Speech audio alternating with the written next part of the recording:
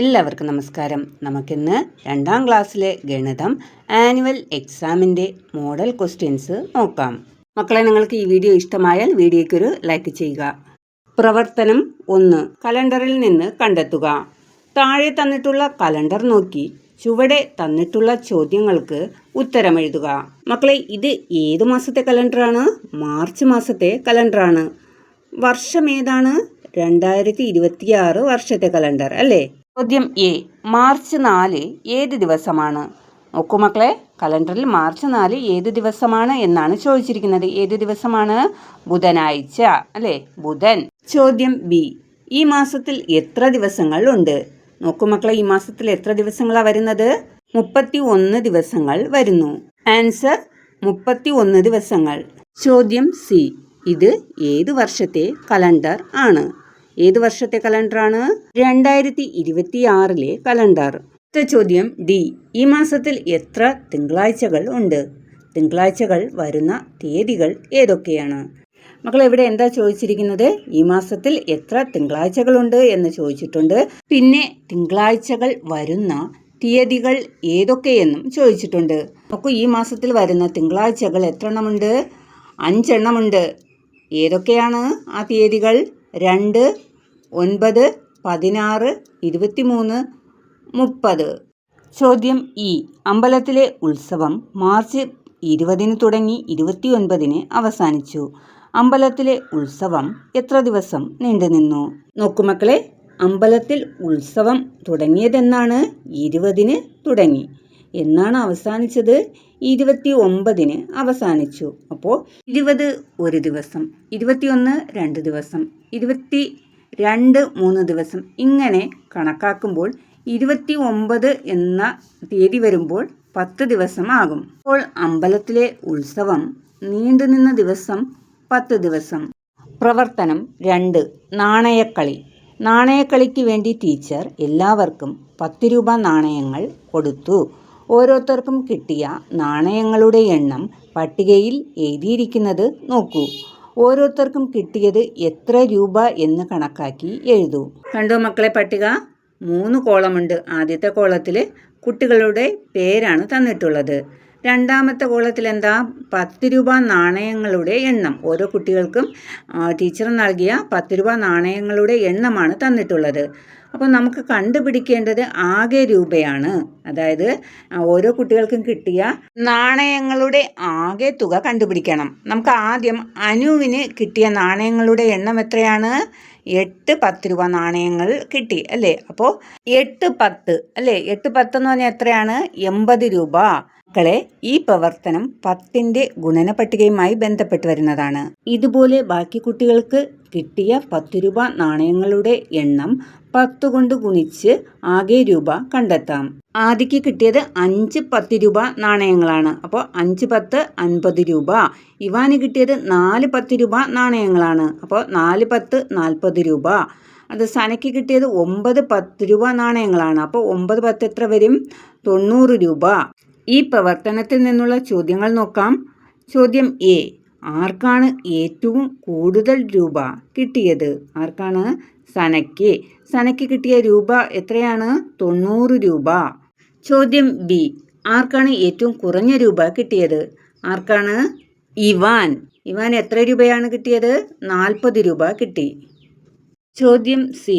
കിട്ടിയ തുകകളെ വലുതിൽ നിന്ന് ചെറുതിലേക്ക് എഴുതൂ. മക്കളെ, ഇതിലെ ഏറ്റവും വലിയ സംഖ്യ ഏതാണ്? 90 രൂപ അല്ലേ? അപ്പോൾ 90 എഴുതാം. അത് കഴിഞ്ഞിട്ട് 90 പോയാൽ പിന്നീട് വലിയ സംഖ്യ ഏതാണ്? 80 രൂപ അല്ലേ? അപ്പോൾ 80 എഴുതാം. അടുത്ത 80 കഴിഞ്ഞിട്ടുള്ള വലിയ സംഖ്യ ഏതാണ്? 50 രൂപ അല്ലേ? അപ്പോൾ 50 എഴുതാം. അടുത്ത 50 കഴിഞ്ഞിട്ട് പിന്നെ ഒരു സംഖ്യയേ ഉള്ളൂ അല്ലേ? 40. അപ്പം 40. പ്രവർത്തനം 3. സംഖ്യാ പാറ്റേൺ. സംഖ്യാ പാറ്റേണിലെ വിട്ടുപോയ സംഖ്യകൾ എഴുതുക. നോക്കൂ മക്കളെ, ഇവിടെ ഒന്നാമത് തന്നിട്ടുള്ളത് 5 വീതം കൂടി വരുന്ന പാറ്റേൺ ആണ്. 5നോട് 5 കൂടി 10 ആയി. 10നോട് 5 കൂടി 15 ആയി. അപ്പോൾ 15നോട് 5 കൂടുമ്പോൾ എത്രയാകും? 20 ആകും. 20നോട് 5 കൂടുമ്പോൾ 25 ആകും. നോക്കൂ മക്കളെ, രണ്ടാമത്തെ പാറ്റേൺ 6 വീതം കൂടി വരുന്ന പാറ്റേൺ. 20നോട് 6 കൂടി 26 ആയി. 26നോട് 6 കൂടി 32ആയി. 32നോട് 6 കൂടുമ്പോൾ എത്രയാകും? 38 ആകും. 38നോട് 6 കൂടുമ്പോൾ 44 ആകും. മക്കളെ, ഇത് 6 കൂടുന്നു എങ്ങനെ നമുക്ക് കണ്ടുപിടിക്കാം? അതായത് അടുത്തടുത്ത രണ്ട് സംഖ്യകൾ തമ്മിൽ കുറയ്ക്കുമ്പോൾ ഒരു സംഖ്യ കിട്ടും. ആ സംഖ്യയാണ് നാം കൂട്ടിക്കൂട്ടി പോകുന്നത്. മൂന്നാമത്തെ പാറ്റേൺ നോക്കൂ. 4 വീതം കൂടി വരുന്ന പാറ്റേൺ ആണ്. 46നോട് 4 കൂടി 50ആയി. 50നോട് 4 കൂടിയപ്പോൾ എത്രയായി? 54ആയി. അപ്പോൾ 54നോട് 4 കൂടുമ്പോൾ എത്രയാകും? 58 ആകും. 58നോട് 4 കൂടുമ്പോൾ 62 ആകും. നാലാമത്തെ പാറ്റേൺ നോക്കൂ. 10 വീതം കുറഞ്ഞാണ് ഈ പാറ്റേൺ വരുന്നത്.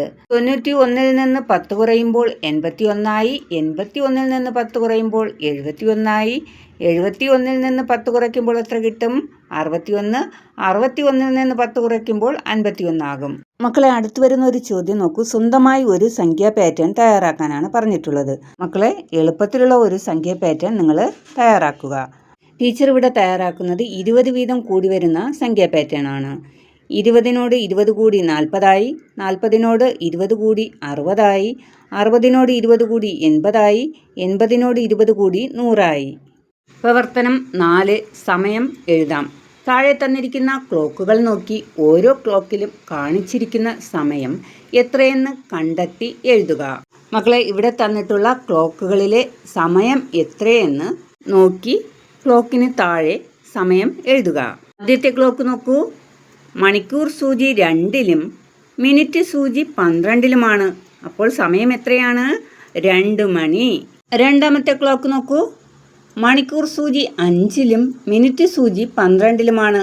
അപ്പോൾ സമയം എത്രയാണ്? 5 മണി. മൂന്നാമത്തെ ക്ലോക്കിൽ മണിക്കൂർ സൂചി 6ലും മിനിറ്റ് സൂചി 12ലുമാണ്. അപ്പോൾ സമയം എത്രയാണ്? 6 മണി. മക്കളെ, നാലാമത്തെ ക്ലോക്ക് നോക്കൂ. മണിക്കൂർ സൂചി 8ലും മിനിറ്റ് സൂചി 12ലുമാണ്. അപ്പോൾ സമയം എത്രയാണ്? 8 മണി. മക്കളെ, ഈ പ്രവർത്തനത്തിൽ തന്നെ വരുന്ന അടുത്ത ചോദ്യം നോക്കൂ. സമയം ക്ലോക്കിൽ അടയാളപ്പെടുത്തൂ.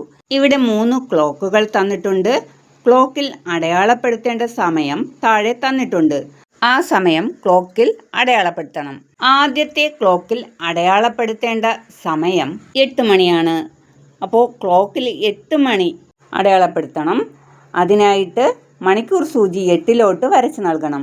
രണ്ടാമത്തെ ക്ലോക്കിൽ അടയാളപ്പെടുത്തേണ്ട സമയം എത്രയാണ് തന്നിട്ടുള്ളത്? 5 മണി. അപ്പോൾ മണിക്കൂർ സൂചി 5ലോട്ട് വരച്ച് നൽകണം. മക്കളെ, മൂന്നാമത്തെ ക്ലോക്കിൽ വരച്ച് നൽകേണ്ട ടൈം തന്നിട്ടുള്ളത് 3 മണിയാണ്. അപ്പം 3ലോട്ട് മണിക്കൂർ സൂചി വരച്ച് നൽകുമ്പോൾ എത്ര മണിയാകും? 3 മണിയാകും. പ്രവർത്തനം 5. ആഭരണങ്ങൾ വാങ്ങാം. താഴെ തന്നിട്ടുള്ള വില വിവര പട്ടിക നോക്കി ചുവടെയുള്ള ചോദ്യങ്ങൾക്ക് ഉത്തരം എഴുതുക. വില വിവര പട്ടിക അല്ലെ, 2 കോളം ഉണ്ട്. എന്തൊക്കെയാണ്? ആഭരണങ്ങൾ വരുന്നതും പിന്നെ വില വരുന്നതും. മാലയുടെ വില എത്രയാണ്? 50 രൂപ. വളയുടെ വില 10 രൂപ. കമ്മലിൻ്റെ വില 25 രൂപ. മോതിരത്തിൻ്റെ വില 20 രൂപ. ചോദ്യം എ. ഈ പട്ടികയിൽ ഏറ്റവും വില കൂടിയ ആഭരണം ഏതാണ് മക്കളെ? മാല 50 രൂപ. ചോദ്യം ബി. ഈ പട്ടികയിലെ ഏറ്റവും വില കുറഞ്ഞ ആഭരണം ഏതാണ് മക്കളെ? വള. വളയുടെ വില എത്രയാണ്? 10 രൂപ. ചോദ്യം സി. നീതു 2 മാല വാങ്ങി. അവൾ എത്ര രൂപ കടക്കാരന് നൽകണം? ഒരു മാലയുടെ വില എത്രയാണ്? 50 രൂപ. അപ്പോൾ 2 മാലയുടെ വിലയാകുമ്പോൾ എത്രയാണ്? 100 രൂപ. അവൾ കടക്കാരന് നൽകേണ്ട തുക എത്രയായിരിക്കും? അപ്പോൾ 100 രൂപ. ചോദ്യം ഡി. ഒരു മോതിരത്തേക്കാൾ എത്ര രൂപ കൂടുതലാണ് ഒരു മാലയ്ക്ക്? മക്കളെ, മാലയുടെ വില എത്രയാണ്? 50 രൂപ. മോതിരത്തിൻ്റെ വില എത്രയാണ്? 20 രൂപ. അപ്പോൾ 50 - 20 = 30 രൂപ. മക്കളെ, മോതിരത്തേക്കാൾ 30 രൂപ കൂടുതലാണ് മാലയ്ക്ക്. ചോദ്യം ഇ.